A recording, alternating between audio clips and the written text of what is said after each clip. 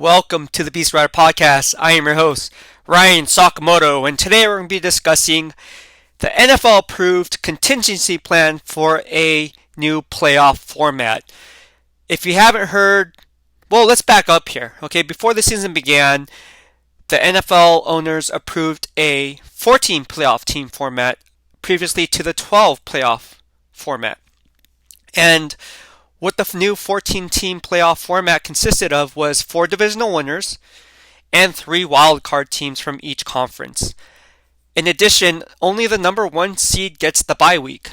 Typically, in the 12-team playoff format, the first 2 seeds get the bye from each conference. However, that's all for naught in this new 14-team playoff format before the season began, and that's how it works out today. However,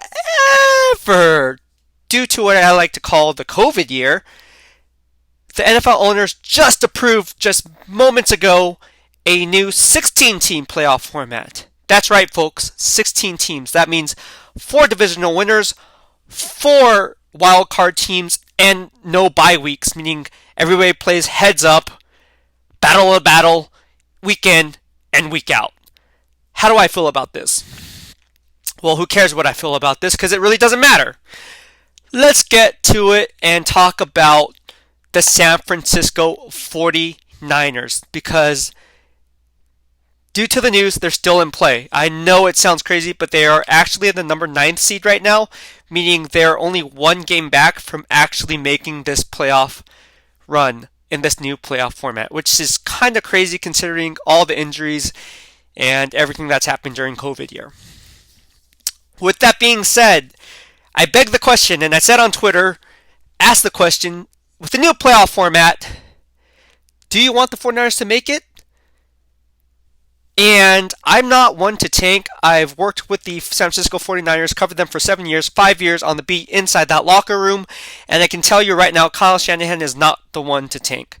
He will refuse to tank because the cultural identity of the team is you win at all costs. Doesn't matter what hand you're dealt with, what cards you're dealt with, you're going to get it done, and there's no excuses for it.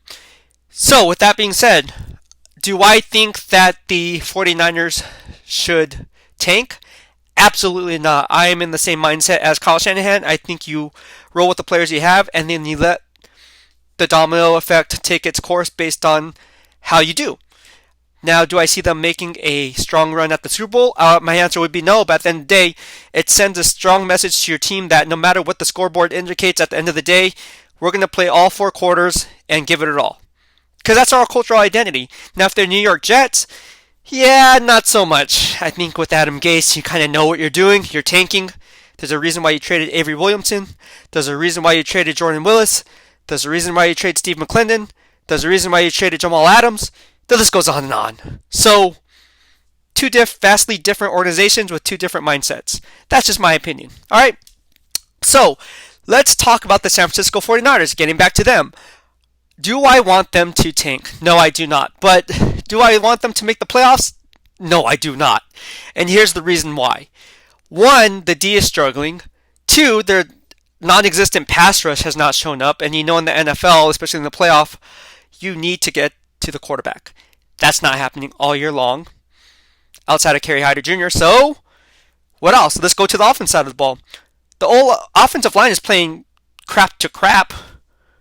And I say crap to crap because from one tackle position all the way to the other tackle position, everything in between is crap.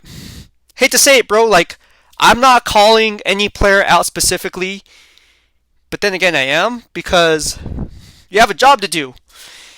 And if you're not running these outside zones or inside zones properly, covering an area while protecting the quarterback at bay, what good are you? You're not. So, in a nutshell, the offensive line is not doing their job, which makes the quarterback's jobs harder and difficult to make his reads, go through his progressions, and yada, yada, yada. So, yeah. It's not a good look if they go in the playoffs, somehow sneak into the playoffs, and then to expect them to win the Super Bowl? No, and I know it's Any Given Sunday. We all saw that movie, Any Given Sunday, right? But that's a lot of Sundays in the playoff push to make it all the way to the Super Bowl. I just don't see that happening. Any given Sunday, yes. We all saw what happened last week, Steelers-Cowboys game, right? The Steelers obviously played down to their competition while the Cowboys played up to the competition, so it created a good game. But any given Sunday, right? However, I don't see the 49ers making a deep playoff push if they sneak into the playoffs because, let's face it, Jimmy Garoppolo is not the same quarterback. George Kittle is not the same tight end without Jimmy Garoppolo being the same quarterback. Injuries are hampering both those players. Who knows with the COVID rules today what's going to happen? Kendrick Bourne already came down with COVID. Fred Warner came down with COVID before the year began. It's running rampant here across the nation, so who knows who's going to be available during this COVID year anyways. And last but not least, it hurts their draft position. If they somehow sneak into the playoffs, what's their draft position going to look like? And let's take it a step further. If they make it into the playoffs and actually win a game, that's just going to cause so much havoc in terms of their draft position because what are they going to do? They're going to be looking for a quarterback of the future. Now, are they going to tank for Trevor Lawrence? No, they're not going to be in position to draft Trevor Lawrence anyways. I don't see them drafting in the top 5. I mean, Trevor Lawrence is supposed to go number 1, so even if they had draft capital to trade up for that number 1 pick, I don't see it happening. I think Kyle Shanahan is going to take the approach that he took when he drafted CJ Beathard and wait for a successor to come to him, and then maybe trade up for that quarterback in the later rounds. With that being said, Zach Wilson from BYU, he could be an option. Or Alabama, gotta get Alabama roll tide, baby. Mac Jones. Mac Jones would be a perfect fit for Kyle Shanahan, in my opinion, because he's smart, he's savvy, he knows how to make progressions. He is on pace to leapfrog in terms of his draft stock, just like Joe Burrow was last year. Joe Burrow was a 5th round pick at best, 4th, 5th round pick at best, before he had that Heisman Trophy season. Now, is Mac Jones on that same scale? No, I don't see him having the same poise. However, he is in that tier in terms of catapulting his draft stock because of the year he's having. He's having a Heisman year. So Mac Jones could be an answer. But I really like Zach Wilson from BYU. I really like the way he commands the pocket. I like his poise. I like how he makes his progressions. He makes quick, decisive decisions, which Jimmy Garoppolo does not. All the flaws that you see in Jimmy Garoppolo's game, you don't get that with a mobile quarterback like Zach Wilson. I'm just saying, I'm just putting it out there, guys. I'm sorry. I know for all the Jimmy Garoppolo lovers out there, all the ladies like there, oh my gosh, Jimmy G is so handsome, and are we really going to get rid of him? Yes. This is not GQ magazine.